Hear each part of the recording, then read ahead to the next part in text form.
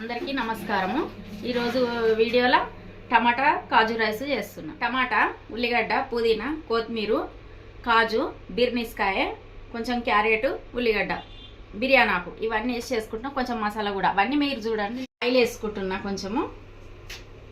మనం మసాలా వేసుకుంటాం కాబట్టి ఇప్పుడైతే గిదే వేసుకోవాలి। స్టార్ ఒకటి, ఒక ఇలాచి, 2 లవంగాలు, కొంచెం మసాలా, అంతే। ఎక్కువ మసాలాలు తింటలేము కదా, ఇప్పుడు కొంచెమే వేసుకోవాలి। మళ్ళీ తర్వాత మనం మసాలా వేస్తాం కదా। ఇప్పుడు ఉల్లిగడ్డ వేసుకుంటున్నా।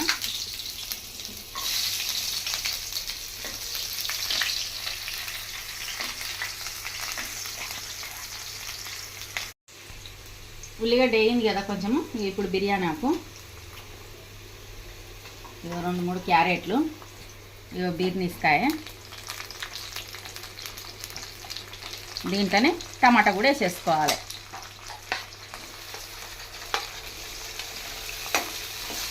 ఇవి కొంచెం అన్నీ మంచిగా ఇంట్లోనే ఫ్రై కావాలి, కొంచెం మెత్తగా అయితేనే మంచిగా ఉంటుంది అంత టమాటా ఇట్లా। ఇప్పుడు ఎట్లయిందో చూసుకుందాం। ఇది దీంట్లో ఒక చాయ్ చెంచాడు అంతా నెయ్యి వేసుకోవాలి, ఎందుకంటే అది మగ్గినాక వేయాలి, వేస్తేనే బాగుంటుంది। కొంచెం అల్లం వెల్లిగడ్డ, దానికి సరిపడంత ఉప్పు, మళ్ళీ అన్నం వేసినాక మనం తక్కువ వేసుకోవచ్చు। దీంట్లో ఇప్పుడు కాజు కూడా వేసుకోవాలి మనం।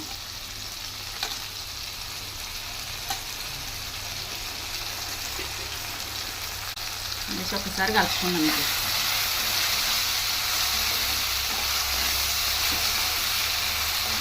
కొంచెం ఉడికినాకనే మనం అన్నం వేసుకోవాలి। ఇవో పుదీనా, ఇవో కొత్తిమీర, మూత తీసి చూసుకుందాం ఒకసారి, మంచిగా ఉడుకుతుంది। దీంట్లో కొంచెం కారం వేసుకుందాం।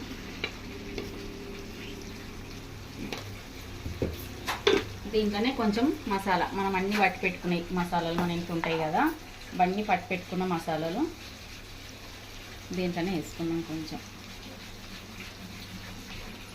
ఇప్పుడు మొత్తం మంచిగా కలుపుకుందాం।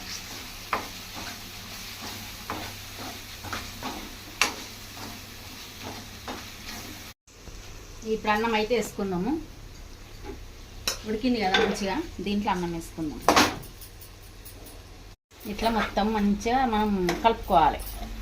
కలుపుకున్నాక ఒక 2 నిమిషాలు ఉంచుకొని మనం దించేసుకోవాలి। మళ్ళీ ఉప్పు అది అన్నీ చూసుకోవాలి మనం, కరెక్ట్ ఉన్నదా ఎట్లున్నదా అనేసి। ఈజీగానే ఉంటుంది, మనం అన్నీ ఏది చేసుకోవాలనుకున్నా ఈజీగానే చేసుకోవచ్చు। మంచిగా గలిచిపోయినాయి అన్నీ।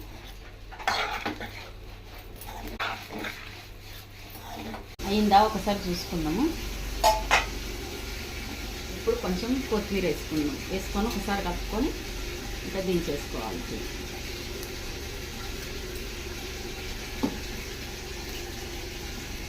ఒకసారి కలుపుకోవాలి, మంచిగా అయింది।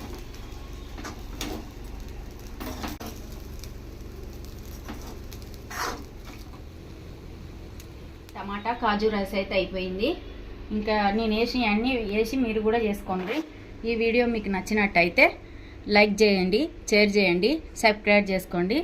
మళ్ళీ ఒక వంటతో మళ్ళీ మీ ముందు ఉంటా। Bye bye.